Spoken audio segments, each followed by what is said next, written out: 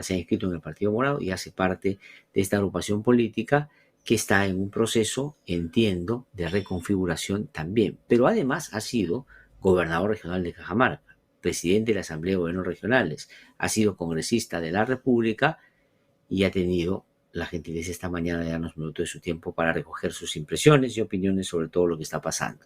Señor Mesías Guevara, qué gusto saludarlo, buenos días. Muy amable, gracias por... Gracias, muy buenos días. Muchas gracias por la oportunidad y como siempre es muy grato conversar contigo y hacer llegar mi saludo cordial a todo el pueblo peruano que en esta mañana generosamente nos están viendo y escuchando. No, a usted por su tiempo. Señor Mesías Guevara, ¿era usual cuando usted era gobernador de Cajamarca, presidente de la Asamblea General de Gobiernos Regionales, que entre los gobernadores se prestaran relojes? O sea, voy a comenzar por ahí, ¿no? Inclusive, fíjese que ha salido el caso este del gobernador de Cusco, ¿no? Que a mí me ha llamado la atención, que ha devuelto el reloj al señor Oscorima porque dice que él generosamente le prestó también en algún momento.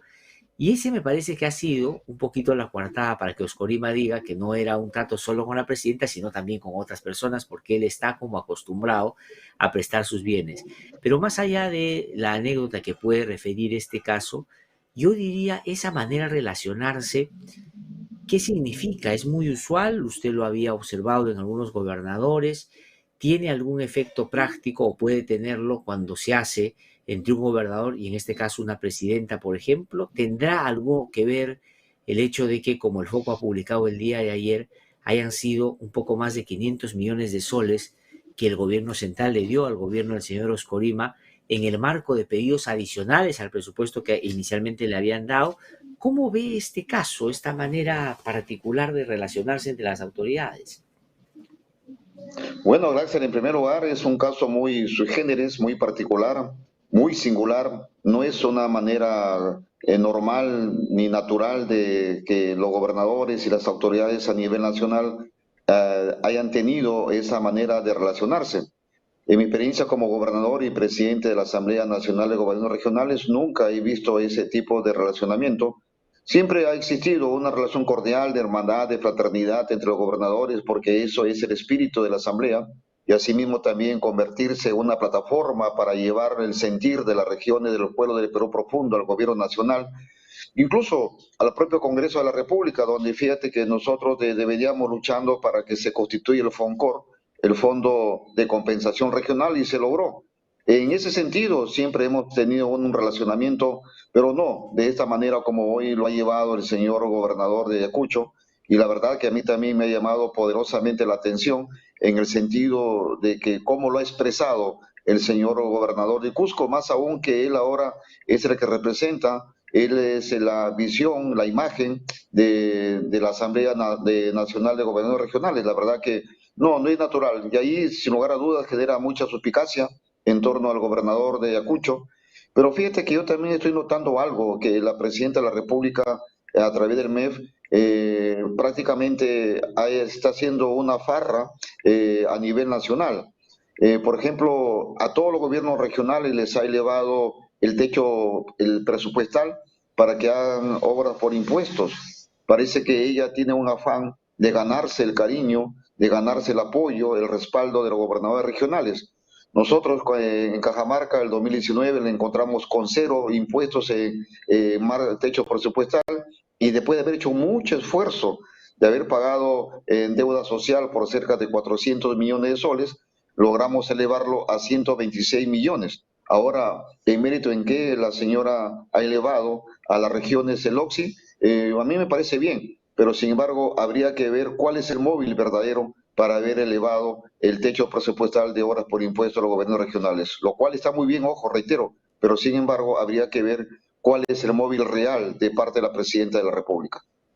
Ahora, yo coincido con usted y es bueno que usted le ponga énfasis a eso. No estamos en contra de que le den más dinero a las regiones. Ojalá tuvieran más y pudieran hacer mucho más cosas.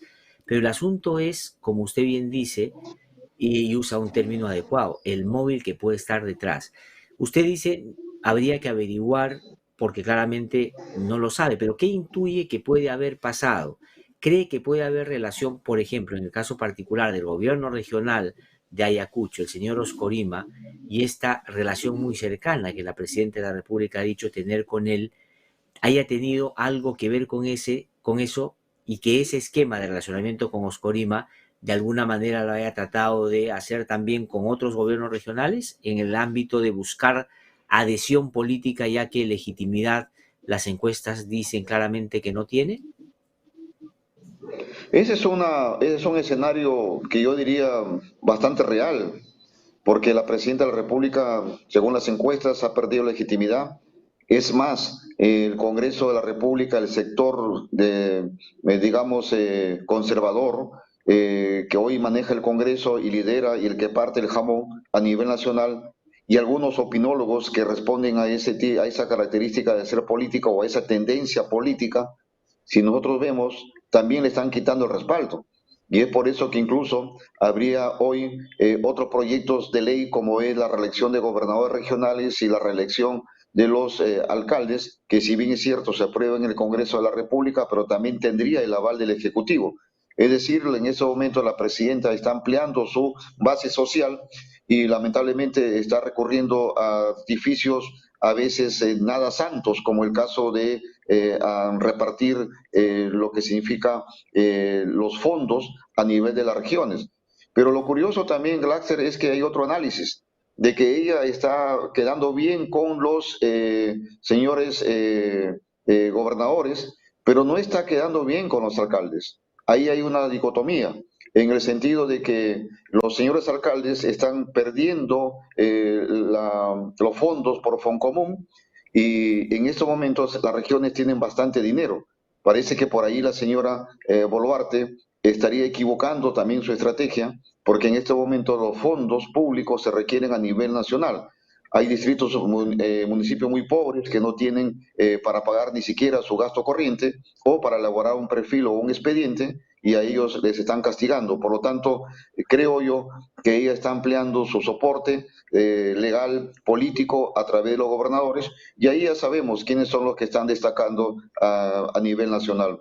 No hay que ser, digamos, adivinos. Es clara su relación con el presidente, el gobernador regional de La Libertad, con el gobernador regional de Ayacucho, y fundamentalmente son los que lo están soportando a la presidenta Dina Boluarte. Ahora, pero digamos, soportando en términos más figurativos, ¿no? O sea, es decir, no, soportando en términos más políticos, formales, sobre todo con el apoyo que le dan con sus bancadas en el Congreso, es el caso de Acuña, por ejemplo. Porque si uno suma el prestigio o el desprestigio de los gobiernos regionales, lamentablemente ahora, no necesariamente es alentador para la presidenta que la estén acompañando en este tramo. Es decir, no es que a través de los gobernadores regionales ella tiene más popularidad. Lo que tiene es el soporte político, sobre todo en el Congreso. Y en algunas regiones y de algunos gobernadores para que tengan expresión pública pues favorable por la presidenta, ¿no? Porque no ha subido su aprobación en la población, digo. Ahora, la pregunta que le quiero hacer en relación a eso es, ¿y eso le va a ser suficiente a la presidenta para sobrevivir hasta cuándo? No es lo que todos nos preguntamos.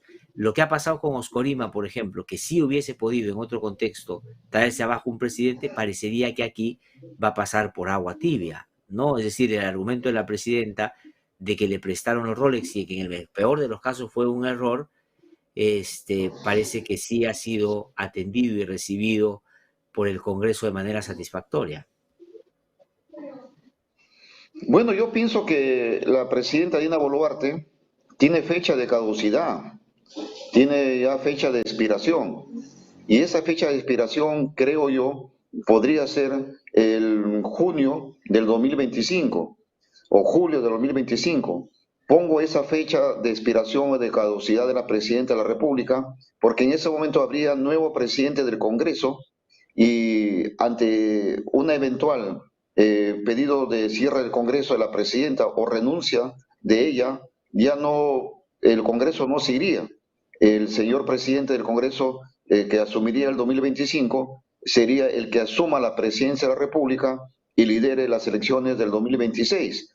Por lo tanto, ahí la van a dejar en caída libre a la señora presidenta Boluarte y luego lo sospecho y creo yo que podría ocurrir es que la mesa directiva podría ser presidida por el Fujimorismo o por alguien muy cercano al Fujimorismo, de tal manera que sea el que lleve a cabo las elecciones del 2026, toda vez que ellos apuntan a ganar esa elección, ya sea en la cancha o en la mesa.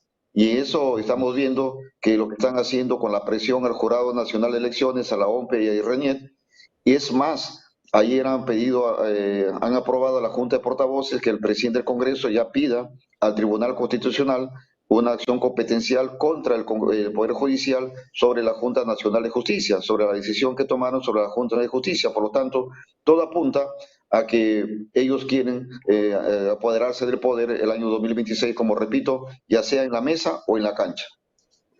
O sea, usted encuentra un vínculo evidente, claro, explícito entre lo que ayer ha pasado en la Comisión de Constitución, que es someter al juicio político y antejuicio político al presidente del jurado, jefe de OMPE y jefe de RENIEC, que no están por mandato constitucional incorporados en ese catálogo, en la lógica de desde ahí tomar los entes electorales y tener el control de los resultados en el próximo proceso electoral. Y además usted incorpora otro elemento, que el fujimorismo llegue a la presidencia del Congreso y ahí la van a tener recontra asegurada, es decir, el manejo y el control del Ejecutivo y del Congreso, sin ya Boluarte, y por otro lado el control del Jurado Nacional de Elecciones. Ese sería como el plan. Pero ¿y qué hacemos con la gente que no va a votar por ellos? Porque yo tengo la impresión de que no ganarían una vez más. ¿Qué tendrían que hacer para poder ganar en mesa? Yo creo que no sería tan sencillo para ellos. Bueno, mira, a los peruanos y a los partidos políticos en general, sobre todo a los que tenemos sólidos principios democráticos, lo que nos queda es hacer la vida, dar la vida por el país, hacer un predicamento, una evangelización a nivel nacional de lo que le conviene a nuestra patria para salir de la difícil situación en la que ahí nos encontramos. Pero además de eso, también creo que es tiempo que invoquemos a los observadores internacionales, ya sea de la ONU, ya sea de la propia ONU, e incluso invocar a la Carta Interamericana, porque ya no podemos nosotros seguir soportando una dictadura congresal. En estos momentos ellos están demoliendo la poca institucionalidad de nuestro país en beneficio propio.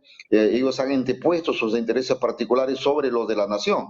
Y ahí el debate va a ser duro. Yo creo que la elección, el proceso electoral del 2026 va a ser uno de los más agresivos que nuestra patria habría vivido en los últimos años, donde incluso más que las propuestas, más que las ideas, va a imperar lo que son las dádivas y ellos quieren tener allí a un jurado nacional de elecciones, a una OMPE que sea ciego, sordo y mudo, y para que no vea lo que ellos van a hacer, porque sin lugar a dudas van a ir con todo, incluso, como te repito, a comprar votos. Y ahí yo lamento que un sector del empresariado nacional, claro, ellos tienen un pensamiento eminentemente mercantilista, sigan apostando por este tipo de proyectos políticos y al final seguir consolidando lo que se llama hoy la derecha bruta y achorada. Está bien que ellos tengan un beneficio, una rentabilidad en el corto plazo, pero no se dan cuenta que están matando a la gallina que les da los huevos de oro, que es el Perú. Si vamos en ese sentido, el Perú va a ser inviable por obra o gracia de estos intereses particulares y la que lamentablemente hay muchos empresarios que se están sumando a este proyecto, yo diría, maquiavélico, irresponsable y antipatriota. Ahora, pero es un problema inclusive si no ganan, porque aquí voy concretamente con eso, porque si la apuesta de ese sector que usted, digamos, al que incorpora algún sector empresarial que claramente está detrás de eso, es apostar inclusive por tomar las instituciones, por que Keiko o alguien que represente el sector gane, acomode lugar, porque eso beneficia a sus intereses, lo que están de cara a la mayoría de la gente produciendo no es que la gente se adhiera a ellos, sino más bien que la gente vaya más en contra de ellos. Y ir más en contra de ellos va a significar votar por cualquier otro que no sea ellos, así ese otro sea igual o peor de malo que ellos inclusive. O sea, lo que quiero decir es, no porque ellos insistan en apoyar, en controlar todo, vayan a ganar, porque finalmente puede aparecer alguien que diga, no, ellos son, y con razón, ¿no? Los que están dañando al país y con un discurso demagógico adhiera y gane la elección. Y más allá de que quieran impedirlo, sea tanta la brecha entre uno y lo otro que no puedan pararlo bajo ninguna circunstancia. Entonces, ¿eso qué le parece? Porque pueden terminar jugando este juego, nadie sabe para quién trabaja. Y eso es lo que ha ocurrido en los últimos años, mi estimado Laxer. Desde el año 2010, 2016, el 2021, eso ha ocurrido. Incluso en la última campaña electoral vimos cómo surgió Pedro Castillo prácticamente en los últimos 15 días, después de haber dinamitado candidaturas muy respetables. Por supuesto, algunas de ellas que podemos discrepar ideológicamente, pero mucho mejor de la que salió ganando en ese proceso electoral. Y ahí se ha dado ya, nadie sabe para quién trabaja y eso es lo que viene ocurriendo con la señora Fujimori. Yo pienso que incluso ellos no se dan cuenta que existe el efecto boomerang, es decir, que todas las iniciativas legislativas que del Congreso vienen dando, al final, por ejemplo, fíjate que le están prácticamente en ese cambio de la constitución que ha habido de los articulados para aprobar la bicameralidad, prácticamente al presidente de la República lo han desnudado, lo han dejado como una tortuga sin su caparazón, es decir, a las fauces de un Congreso que podría ser mucho más irresponsable que este. Y en el supuesto negado, discúlpame que lo diga, para mí quiero que sea negado, que la señora Fujimori gane, pues va a ser o sería una presidenta de la República como una tortuga sin caparazón. Es decir, puesto al servicio de un Congreso que puede ser irreverente e irresponsable, incluso más que este. Por lo tanto, el efecto boomerang se va a dar, pero y otra vez, y lamentablemente ese efecto boomerang no solamente afectaría a ellos o a ellas, sino también a nuestro pueblo peruano, sobre todo a la población más vulnerable. Y eso es algo que creo yo, ellos están muy ciegos, están encegados por el poder, por el apetito del poder y también por el poder que hoy detentan de manera indirecta o como nombre de otros, como el caso de la señora Boluarte, les han enceguecido y no están viendo lo que realmente está pasando. Claro, pero digamos, si insisten en eso, que políticamente es, inclusive para su conveniencia, totalmente errado, lo que van a terminar haciendo es que Castillo sea considerado de aquí a unos meses como, digamos, bebé de a pecho, es decir, como un chancay de a medio, en términos de lo que podría ser alguien que en serio llegue y haga cosas desde el poder, ¿no? Antidemocráticas, por cierto, ¿no? Inclusive hasta el propio Antauro Humala podría terminar siendo un asunto que no calce en el malestar y indignación que la gente tiene. O sea, eso es lo que no creo tienen conciencia que están construyendo con su actitud. Pero la que sí sabe para quién trabaja es Dina Boluarte, eso está claro, ¿no? Ella sabe para quién está trabajando. No hay manera que ella pueda siquiera ya disimularlo a estas alturas. Ella quiere quedarse en el poder y le va a dar a sus mandantes todo lo que les pida. No hace ni un matiz con el Congreso de la República. ¿Qué piensa de lo que puede pasar en tanto hay alternativas que están buscando fortalecerse de cara a esa contienda del 26 o antes? Usted, por ejemplo, hace parte ahora del Partido Morado, hay otras agrupaciones que han ido saliendo en los últimos días. ¿Hay posibilidades de que de cara a la emergencia y a la urgencia de juntarse, se pueda armar un frente, diría, lo más amplio posible de cara a contener esto que usted ha descrito o no? Mira, yo pienso que son etapas. La primera etapa que hoy se está viviendo y uno de los hitos es en junio, julio de este año. En junio, julio de este año es donde ya la presidenta debe estar convocando a elecciones y ahí es el plazo máximo para poder participar en las próximas elecciones municipales, regionales y nacionales. Y por lo tanto, ahí vamos a tener un punto de corte para ver quiénes son los que llegan a este proceso electoral del 2026, porque hay muchos partidos que están pidiendo o solicitando su proceso de inscripción ante el ROP del Jurado Nacional de Elecciones. Entonces ahí va a ser un punto de partida. Yo pienso que durante este año y hasta a mediados del próximo 2025, las fuerzas políticas a nivel nacional creo que van a estar en el proceso de fortalecerse, consolidarse al interior del país, acumular fuerzas, para luego, sin lugar a dudas, una vez hecho este trabajo, seguramente van a hacer una evaluación para poder haber la posibilidad de construir un centro o una alianza que permita enfrentar a las dos fuerzas políticas que podrían emerger tanto de la extrema derecha o de la extrema izquierda.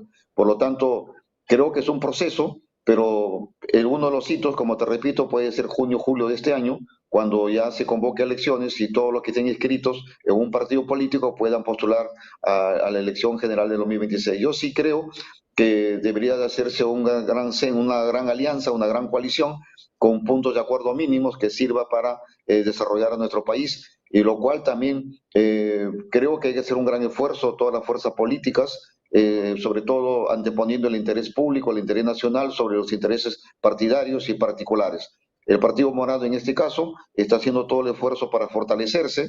Fíjate que este fin de semana vamos a tener 4 encuentros macro-regionales con el ánimo de fortalecer al partido. Uno va a ser en Huancay, otro va a ser en Lima y Callao, otro va a ser en Chiclayo y otro va a ser en Tacna, donde se están haciendo encuentros macro-regionales y también se están haciendo encuentros regionales precisamente para fortalecer el partido a nivel nacional y sobre todo darle ese alcance a las regiones. Por eso se está haciendo este trabajo para también quitarle esa imagen del que el Partido Morado solamente es un partido de tecnócratas o de un gran arraigo capitalino, lo cual se está haciendo una ampliación hacia las regiones, hacia las provincias y sobre todo tendiendo lazos, puentes con las organizaciones sociales a nivel nacional.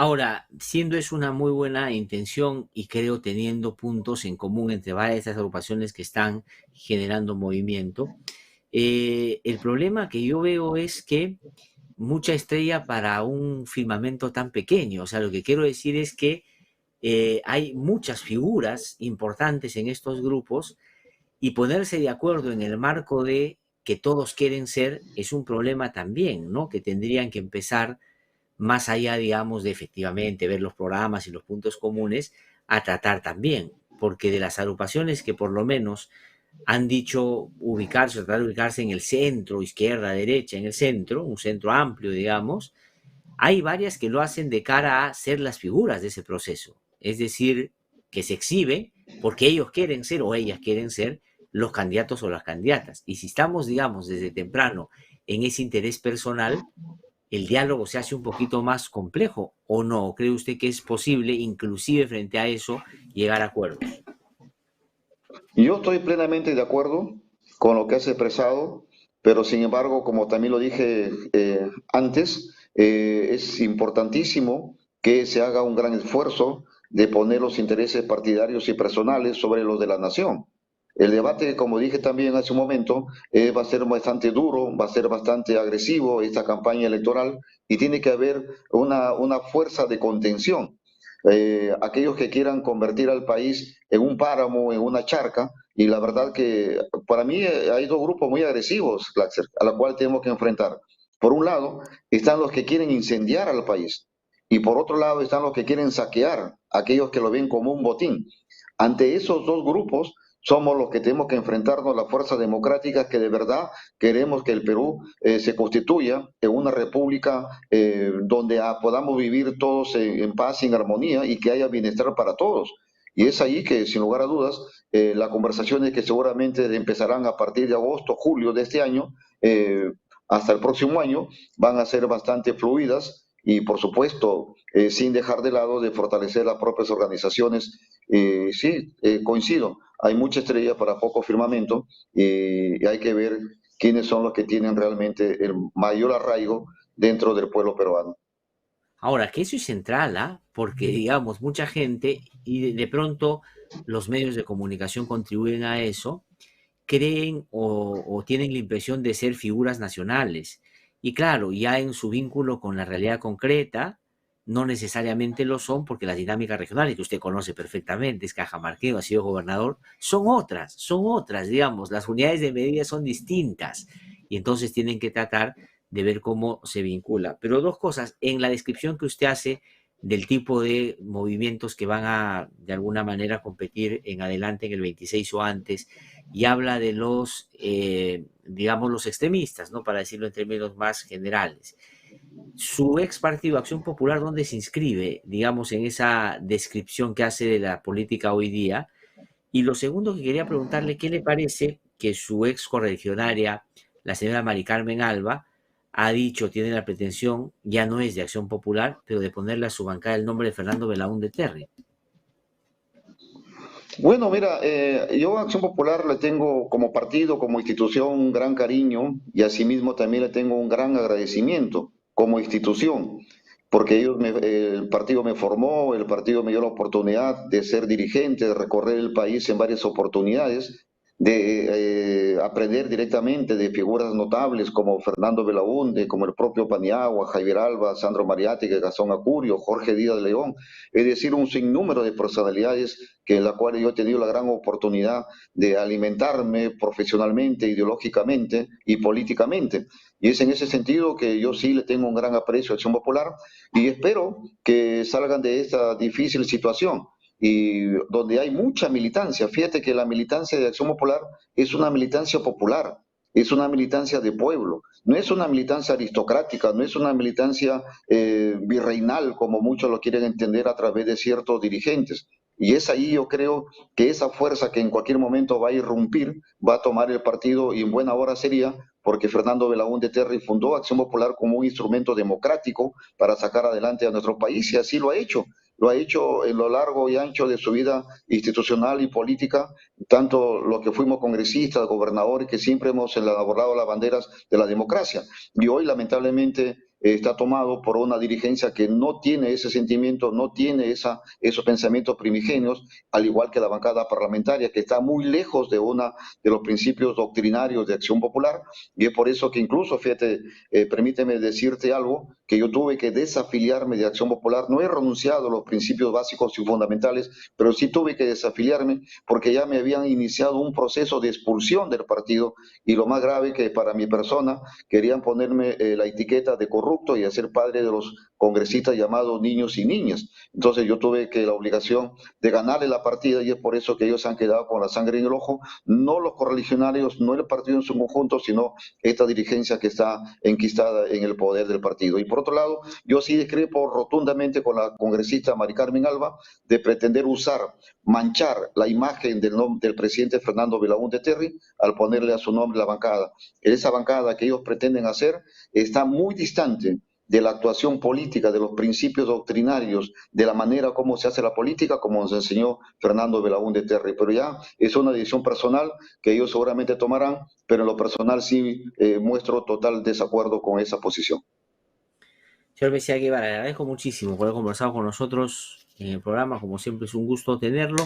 Vamos a ver qué pasa y cómo es que se producen estas, yo diría, necesarias, urgentes encuentros y alianzas, porque no hay manera de contener toda esta maquinaria si no se piensa distinto la política también, ¿no? Y la posibilidad Sí, de recogiendo este pensamiento, mi querido Laxer, yo seré portavoz de ese mensaje, de ese sentir que tengo la seguridad que tú, al igual que nosotros, lo recoges a nivel hace un momento escuchábamos los reportes a nivel nacional y esos reportes son realidades distintas a las que se vive en Lima, ciudad capital, y lo cual es hay un temperamento distinto que necesita ser escuchado y es por eso que es importante que con las voces del Perú profundo se construya un modelo de desarrollo nacional al servicio de la patria. Y una sugerencia final, decir a los peruanos y peruanas que no perdamos la esperanza, que el Perú es un país de larga data, con muchos problemas y que siempre hemos sabido salir adelante. Muchísimas gracias, muy buenos días, que Dios te No, al bendiga. Hasta contrario. luego. Muchísimas gracias a usted, señor Mesía Guevara. Ha sido un gusto, como siempre, tenerlo.